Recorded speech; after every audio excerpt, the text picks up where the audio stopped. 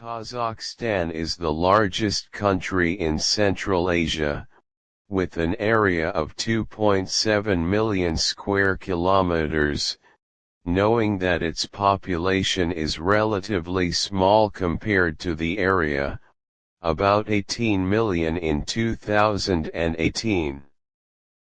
It is a country rich in natural resources, especially natural gas, uranium, and other wealth. Its economy depends mainly on the extraction and export of underground resources, especially gas and oil, more than 56% of GDP.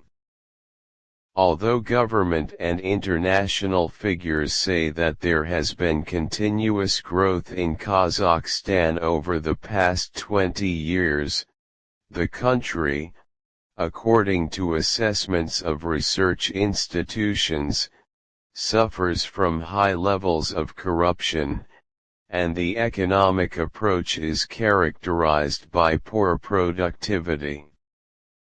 Meanwhile, the authorities have worked for 3 decades to curtail political freedoms. On the other hand, Kazakhstan has long borders with both China and Russia, and this is of particular importance to Moscow, given that the border between the two countries is about 7,500 kilometers. It is the longest border between two countries in the world. Moreover, about 20% of Kazakhstan's population are Russians who immigrated to the country during the Soviet era for work and residence. However, over the past 30 years, the Russian presence in the demographics has fallen to 20% from 40% when the Soviet Union collapsed.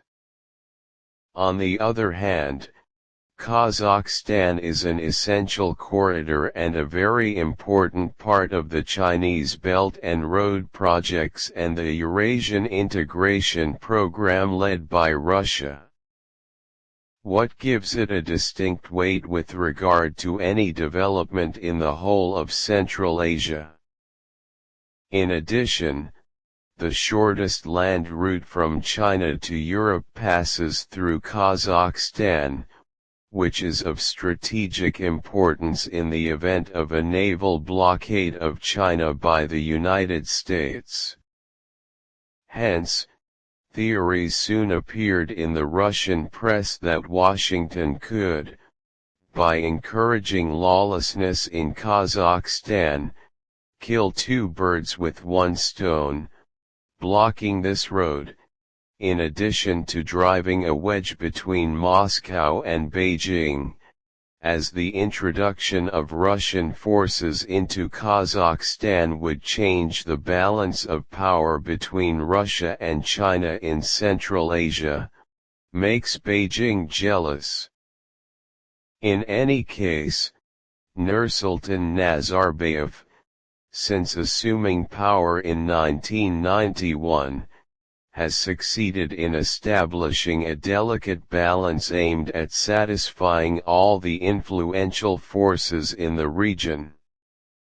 He has maintained excellent relations with Moscow, and has also built good relations with China in the areas of trade and oil and gas, as a pipeline is being developed between the two countries. As for the United States, it won an important share in the economy. The giant Chevron company invested $37 billion to invest the huge Tengiz oil field, which experts expect will remain active for the next decades.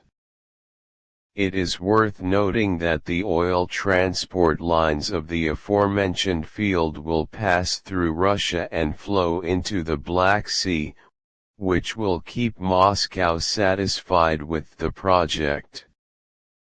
Turkey is also a major player in Kazakhstan, It succeeded in involving hundreds of large companies in the will of the Kazakh economy, as well as employing the policy of soft diplomacy by using historical and cultural connections. The Kazakh people are from the Turkish peoples, to open schools, support education, and dozens of social projects that culminated in transforming Kazakhstan into a basic locomotive for the Turkish nation project launched by Ankara to include countries that speak its language or with which it has historical relations. What is worth noting here is that former President Nazarbayev was one of the most prominent initiators of the establishment of the Turkish Council, which later turned into the Turkish Federation, which includes republics in Central Asia and the South Caucasus. Moscow viewed his moves in this area with a kind of reservation, because it feared that this path would be an alternative to the idea of Eurasian integration led by Russia.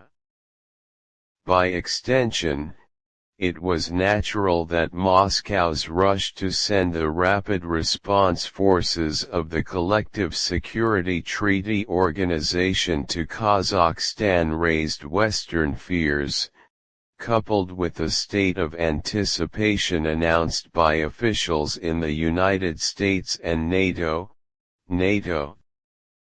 This move enhanced the possibilities of Moscow launching an active mechanism to enhance its extensive military presence in Kazakhstan in direct exploitation of the aggravated crisis in this country. It is noteworthy that this is the first military operation of the collective forces of the 6 countries that fall under the framework of the Collective Security Organization: Russia, Kazakhstan, Kyrgyzstan, Tajikistan, Armenia, and Belarus, an organization that was established 20 years ago, but its activity